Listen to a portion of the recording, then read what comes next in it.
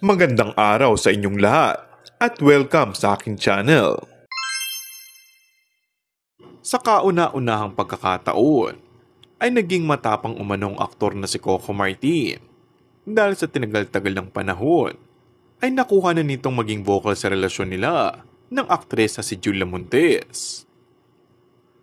First time nga kasing mag-post ng aktor sa kanyang social media ng mga larawan kasamang aktres na si Julia. At may simbolo pa ng pagmamahalan na kasalukuyang nasa bakasyon sa Spain. Walang direktang pag-amin ng kapamilya stars sa tunay na estado ng kanilang relasyon, ngunit tila wala nang kailangan pang sabihin pa o aminin ng dalawa. Inamin naman ni Julia na very happy siya ngayon sa kanyang buhay.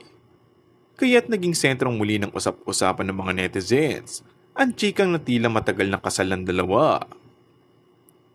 Bukod sa singsing na suot-suot nito, ay nasa iisang bahay na nga nakatira ang dalawa. Ayon sa isang source, ay nangyari ito bago matapos ang 2023 na inililihim ito. Sinabi naman ng aktres na naghihintay lamang sila ng tamang panahon para sa official announcement. Simple at very private wedding lamang daw ang nangyari at bilang lang kanilang invited guests. And that's all for our today's video. Kung bago ka lang sa aking channel ay mag-subscribe at pindutin na rin ang notification bell. Maraming salamat!